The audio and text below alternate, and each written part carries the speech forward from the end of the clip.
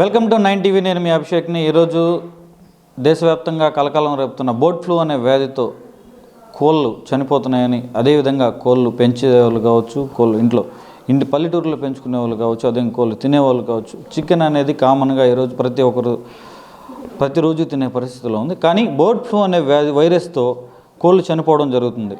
ఒకవేళ ఇది తింటే బర్డ్ ఫ్లూ అనేది ఉందా లేదా అనేది మనకు తెలియదు. ఈ ఒకవేళ తింటే మనకేమైనా అనారోగ్యం వస్తుందా లేదా అనే దాని గురించి ఈరోజు వెటనరీ సంబంధించి ఈ చైతన్య కిషోర్ అయితే మనతో ఉన్నారు. డాక్టర్ చైతన్య కిషోర్. ఒకసారి అసలు బర్డ్ ఫ్లూ అనే వ్యాధి ఎలా వస్తుంది, ఎందుకు వస్తుంది, దాన్ని పాటించాల్సిన నిబంధనలు ఏందని అడిగి తెలుసుకుంది. సార్ చెప్పండి, అసలు బర్డ్ ఫ్లూ అనే వ్యాధి ఎలా వస్తుంది, ఆ వైరస్ అసలు ఏంది, ఆ వైరస్ ఒకవేళ వచ్చిన తర్వాత మీకు రాకముందు వచ్చిన తర్వాత వాళ్ళకి కోళ్ళ పెంపకదారులకు మీరు ఏం చెప్పాలనుకుంటున్నారు? నా పేరు డాక్టర్ చైతన్య కిషోర్.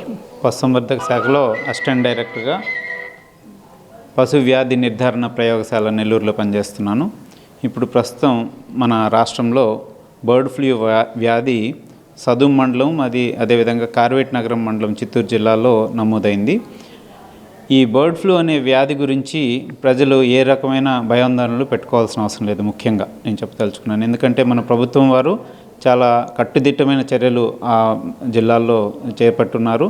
ఆ వ్యాధిని ఇంకెక్కడికి ప్రబలకుండా అన్ని రకమైన చర్యలు, అంటే ఆ కోళ్ళనన్నింటినీ చంపేయడం అయితేనేమి అన్ని చర్యలు తీసుకున్నారు. కాబట్టి దాని గురించి ప్రజలు భయాందోళనకు గురవలసిన అవసరమే లేదనేది ముందు తెలియజేయాలనుకుంటున్నాను.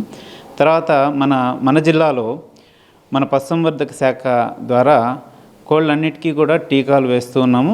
అదేవిధంగా మీ అందరికీ తెలియజేయటం ఏంటంటే, మనకి ఈ బర్డ్ ఫ్లూ అనే వ్యాధి HPAI H5N1 అనే వైరస్ వల్ల వస్తుందన్నమాట. Highly pathogenic avian influenza virus H5N1 అనే వైరస్ వల్ల వస్తుంది.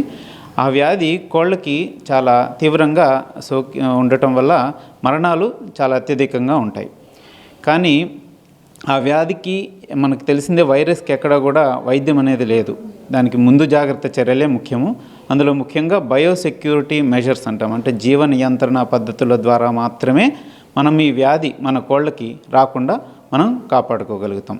అదేవిధంగా ఇప్పుడు బర్డ్ ఫ్లూ అనే వ్యాధి వచ్చిన తర్వాత ఇప్పుడు మనం ప్రతిరోజు ప్రతి ఇంట్లో చికెన్ తినడం అనేది చాలా కామన్.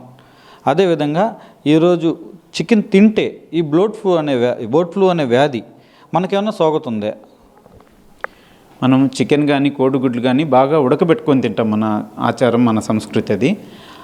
మనం 75 డిగ్రీల సెంటీగ్రేడ్ కనీసం ఒక 15 నిమిషాల పాటు ఉడకబెడితే ఆ వైరస్ ఉన్నా కూడా చచ్చిపోతుంది. కాబట్టి దాని గురించి మనం భయాందోళన గురి కావాల్సిన అవసరం లేదు. పచ్చి మాంసం తింటేనే మనకి బర్డ్ ఫ్లూ వస్తుంది, కానీ ఒకవేళ ఉన్నా కూడా ఉడకబెట్టుకున్న కోడిగుడ్లు కానీ మాంసం తింటే బర్డ్ ఫ్లూ రాదు అనేది మనందరం తెలుసుకోవాల్సిన విషయం.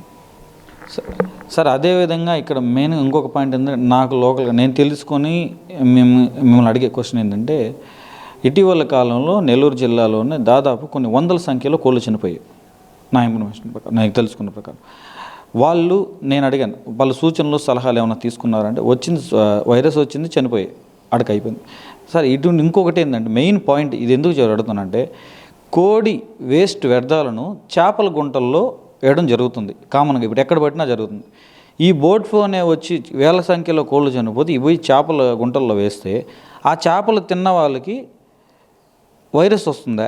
అసలు చేపల గుంటలు అలా ఇప్పుడు ప్రజెంట్ అది మామూలుగానే వేస్తున్నారు. ఇప్పుడు వేల సంఖ్యలో చనిపోతే ఆటోమేటిక్గా వేసేస్తారు. వాళ్ళకి మీరేం చెప్తారు?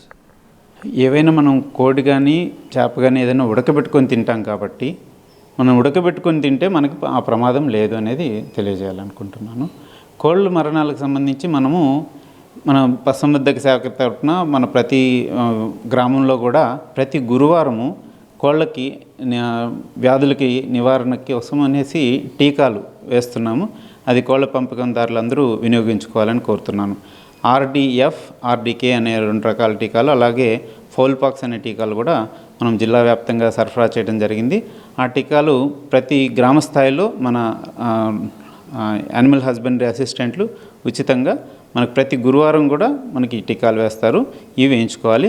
అదేవిధంగా ఈ టీకాలకు ముందుగా కోళ్ళల్లో మనకి నులి పురుగులు, బద్దె పురుగులు లాంటి నట్టలు అంటారనమాట, వామ్స్.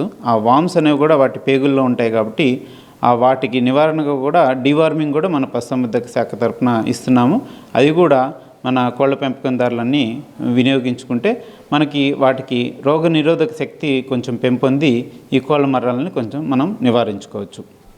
సార్ అదేవిధంగా ఇప్పుడు బర్డ్ ఫ్లూ అనే వ్యాధితో ఇప్పుడు ఒక కోడి గుడ్డు పెట్టి చనిపోతుంది సార్. గుడ్డుకి ఎలా వైరస్ ఏమైనా వస్తుందా? ఇప్పుడు మనకు వచ్చింది లేదని కూడా తెలియదు. ఆ గుడ్లు కూడా అమ్ముతారు. ఇప్పుడు కోళ్ళు పడేస్తారు సార్. బర్డ్ ఫ్లూ వ్యాధి వచ్చిన కోళ్ళు పడేస్తారు. ఈ గుడ్లు అమ్మకానికి పెట్టేస్తారు కదా, వాళ్ళకి మీరేం చెప్తారు? గుడ్లు కూడా మనం ఉడకబెట్టుకొని తింటాం కాబట్టి గుడ్లు ద్వారా మనకి ఉడకబెట్టుకొని తింటే మనకి ఆ వైరస్ మనకి వచ్చే ప్రమాదం లేదు.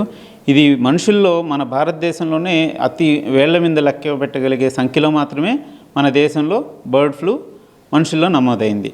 అందుకని మనం భయాందోళనకు గురవాల్సిన అవసరం లేదు. డాక్టర్ కిషోర్ మనతో ఏం చెప్తున్నారంటే బర్డ్ ఫ్లూ అనే వ్యాధి సోకినప్పుడు కోళ్ళకి తీసుకోవాల్సిన జాగ్రత్తలు, బర్డ్ ఫ్లూ వచ్చిన తర్వాత కానీ ముందు కానీ తీసుకోవాల్సిన పలు జాగ్రత్తలన్నీ ప్రతి జిల్లాకు సంబంధించి ప్రతి నియోజకవర్గంలో మెడిసిన్ అందించామని చెప్తున్నారు. అదేవిధంగా చికెన్ తినాలనుకునే వాళ్ళు ఎవరైనా సరే దీనికి సంబంధించి ప్రతిరోజు ప్రతి ఇంట్లో చికెన్ తిన అలవాటు కాబట్టి 75 డిగ్రీ శాతం దాన్ని వండుకొని తినాలనే పరిస్థితి మన డాక్టర్ చెప్తున్నారు. ఇదే వీడియో జర్నలిస్ట్ ఆరిఫ్తో అభిషేక్, 9 టీవీ నెల్లూరు నుంచి.